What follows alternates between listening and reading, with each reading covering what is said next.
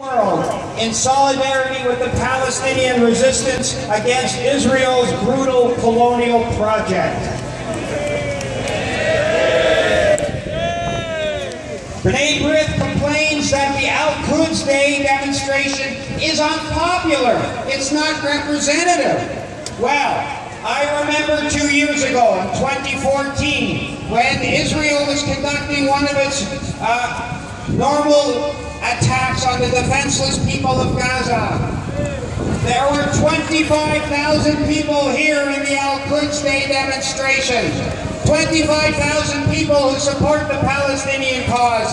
And I say to B'nai Brith that 25,000 people shows that the Palestinian cause is more popular and more representative of the Canadian people than the State of Israel and Zionism. Today I am not speaking on behalf of independent Jewish voices. That organization will craft its own response to the 6 crude and vicious propaganda attacks launched against it in the media by B'nai Brith. Today I am speaking on my own behalf. I would like B'nai Brith to know that I am not ashamed as a Jew to be here. On the contrary, I am honored to have been invited again for the 4th time to speak at the Al-Quds rally. And I am delighted that the march is being videotaped so the entire world can see it and that I can make a personal response to B'nai Brith. And this is what I have to say, brothers and sisters. I am proud of my Jewish heritage.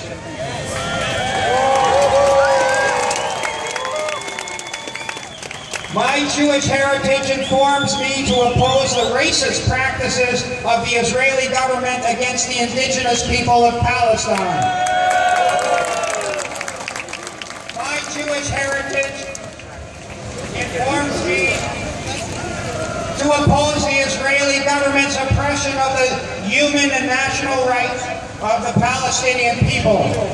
My Jewish heritage yearns that Jews, Muslims, and Christians can live together in peace in Palestine as they did for hundreds of years before the ugly advent of the Zionist movement, and as they will again, brothers and sisters, in the near future in a Palestinian state covering all of historic Palestine. Because inevitably, brothers and sisters, Palestine will be free from the river to the sea. Palestine will be free from the river to the sea. Palestine will be free from the river to the sea. Palestine will be free to the sea. Thank you, brothers and sisters. I'll tell you what I am ashamed of. As a Canadian Jew, I am ashamed of B'nai Brith. I am ashamed of that organization that formed its Anti-Defamation League as a means of combating anti-Semitism in Canada many years ago. And years ago, in my parents' day, there was a lot of systemic anti-Semitism in this country. When my parents arrived from Russia and Poland, there were government jobs that they could not get. There were social clubs that would not accept them. There were whole neighborhoods where they were not allowed to buy a house. And there were beaches and resorts where they were not welcome. The Canadian government of the time, the Liberal Party government of Mackenzie King, refused to accept Jewish refugees fleeing from the Nazi Holocaust. In my parents' time, Jews in Canada, even if they were from European countries like Russia and Poland, were not regarded as white. They were not regarded as full citizens of Canada. So, one can argue there was a need for an organization like B'nai Brith to combat manifestations of official racism against Jews in Canada at that time.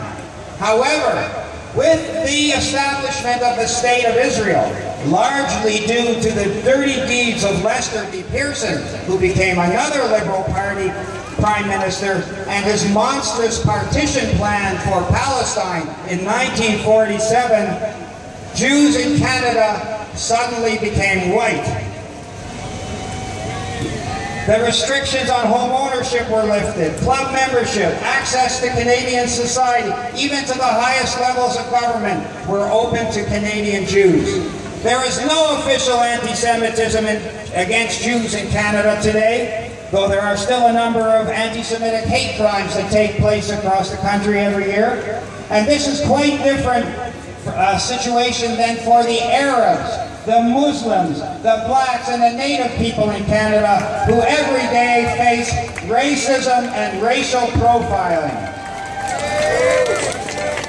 And B'nai Brith has nothing to say about that.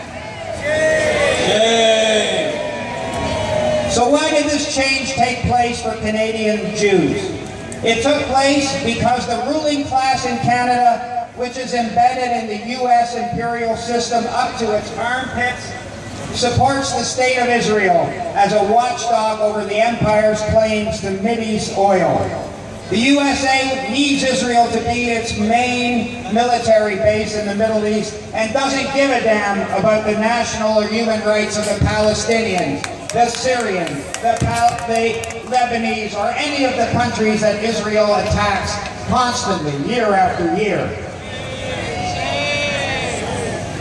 Therefore, the Zionist movement in Canada, which includes B'nai Brith, serves a useful foreign policy function for the Canadian government in defending the State of Israel. And as a consequence, all doors were open to Zionist Jews in Canadian society. So I am indeed ashamed, but I'm ashamed of B'nai Brith, which was set up to fight racism against Jews in Canada, and today unconditionally supports every racist incident, every racist practice, every manifestation of apartheid against Palestinians in the State of Israel. And it gets worse.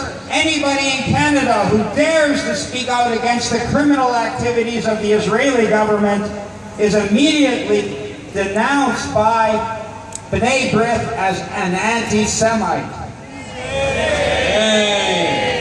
Students who fight at the universities for BDS, boycott, divestment, and sanctions, and for Palestinian human rights, they are condemned by B'nai Brith as anti-Semites. Even Jewish students who participate in the BDS fight are condemned as anti-Semites by the B'nai Brith.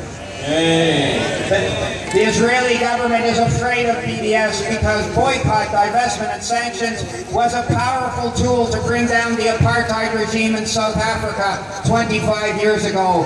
And they fear the same tactics will bring down their racist apartheid system in Tel Aviv.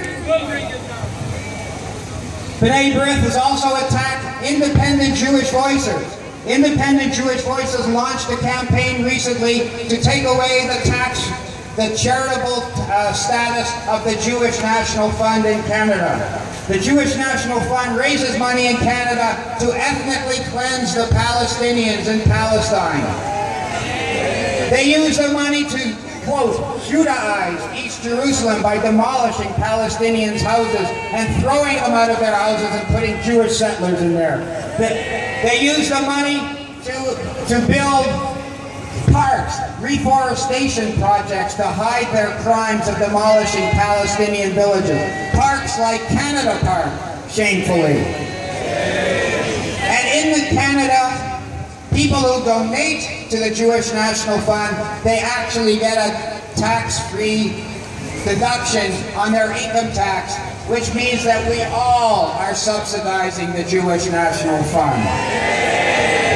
And now that the Green Party, to its credit, has announced this summer that it will debate a resolution at its convention to end the charitable status of the Jewish National Fund. Now that the Green Party has decided to debate that resolution, the B'nai Brith has attacked them too. Finally, I am ashamed of the State of Israel. This colonial regime claims to be a Jewish state and to speak for Jewish people everywhere, while it commits war crimes and crimes against humanity virtually every day in Palestine and the neighboring countries such as Syria and Lebanon. It is the major cause of anti-Semitism in the world because it gives the Jewish state, gives Jews a bad name all over the world. People who don't understand the difference between the religion of Judaism and the colonial project known as Zionism are misled into hating Jews instead of justifiably venting their anger at the US-backed state of Israel.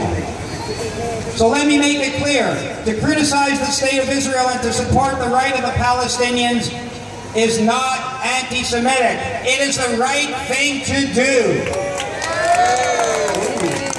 Nonetheless, Justin Trudeau's Liberal government in Ottawa several months ago supported a Conservative Party resolution to condemn BDS, which resolution unfortunately passed in Parliament. And now, Ontario Liberal Premier Kathleen Wynne has just announced she will introduce a new bill in the legislature up the street this fall to criminalize, to condemn BDS and its supporters in Ontario. These resolutions are based on the slander that people like you and me are motivated to criticize the state of Israel by anti-Semitism. That's a falsehood. That's not true. But you can bet your bottom dollar that B'nai Brith and the Zionist movement in Canada will applaud Premier Wynne every inch of the way. And at the same time, these Zionist hypocrites have never a word of criticism for another US-backed regime, and that's the one created by a coup in Ukraine 2 years ago. 2 years ago, a coup took place, and for the first time since World War II, anywhere in the world, outright Nazis came to power in the cabinet.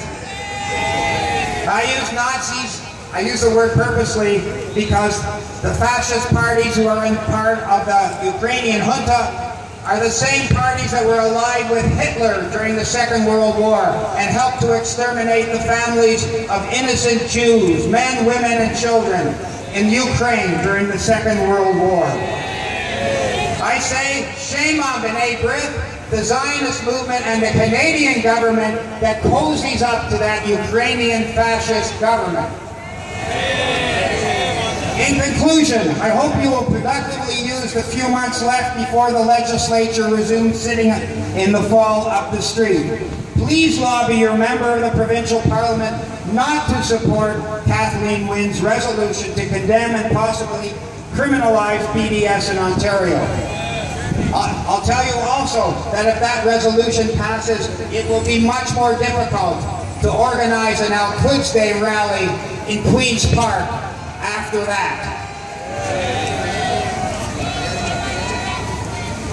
I would like you to raise this important matter to with your family members, inside your place of worship, and to your trade union brothers and sisters. Write about it to local newspapers, post about it on Facebook, tweet about it on Twitter. If there are demonstrations at Queen's Park, please come out and support them. We need Canadians to understand that the major instigator of anti-Semitism in the world is the state of Israel, not the activists who criticize these crimes and who instead demand justice and peace for the Palestinians. Thank you. Brothers and sisters, what a beautiful coalition of Jews, Christians, and Muslims. I want you all that your voice can be heard in Gaza. Can you